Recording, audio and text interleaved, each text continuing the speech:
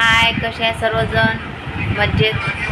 आम्ही सुद्धा मज्जेतच म्हणावं लागेल, कारण की हे बघा आता म्हणजे तरी 1-2 महिना झाला. 1-2 महिन्यानंतर माझा मुलगा घरी आलेला आहे आणि तो पण बिमार पडला. चेहरा दाखव रे बा.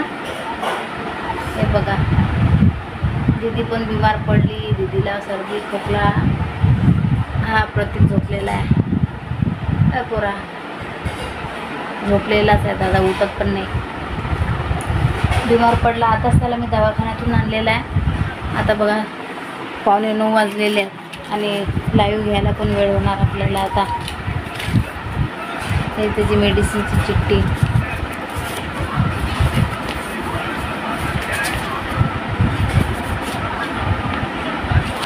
मेडिसिनची चिठ्ठी आहे दादाची.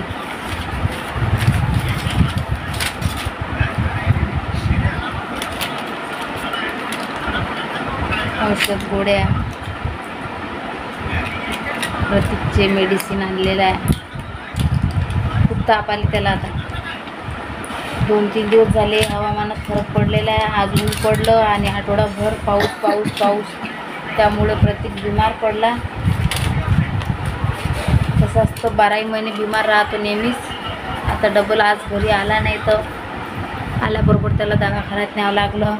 डॉक्टर म्हणत होते की त्याला आता थोडंसं तेलकट वगैरे काहीच खाऊ घालायचं नाही. थोडीशी खिचडी करा आणि खिचडीच 1-2 दिवस खिचडीच खाऊ घाला म्हणून. तर मी त्याच्यासाठी आता खिचडीच खाऊ घाला म्हणून. तर हे बघा, मी खिचडी केली आहे यासाठी. आता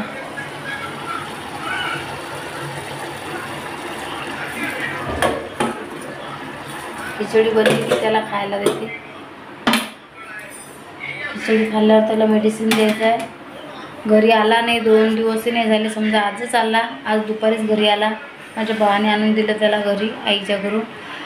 तर आज आलाय नाही, तर बिमार पडला. कारण की वातावरणात फरक पडला आणि तो माझ्या भावाच्या ॲटोमध्येच बसून आला होता. त्यामुळे ॲटोमध्ये पूर्ण रस्त्याची हवा नाकातोंडात गेली ना, त्यामुळे तो खूप बिमार पडलेला आहे.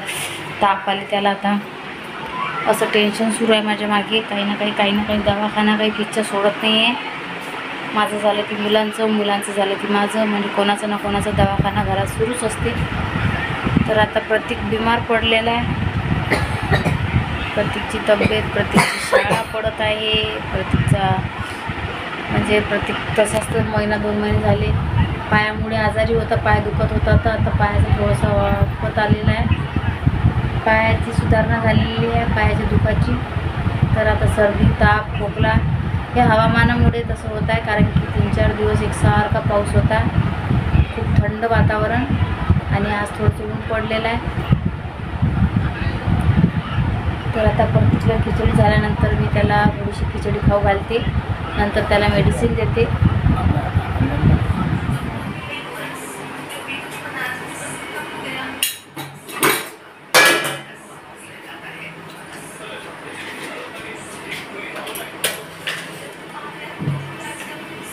शिजवली 5 मिनिटं.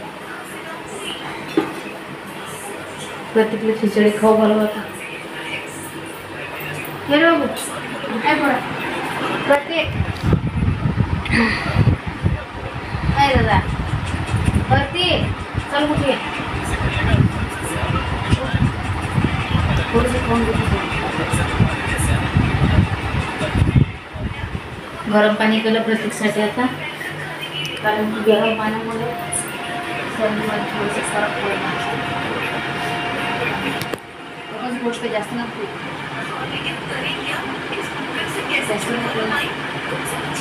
खिचडी सांगते.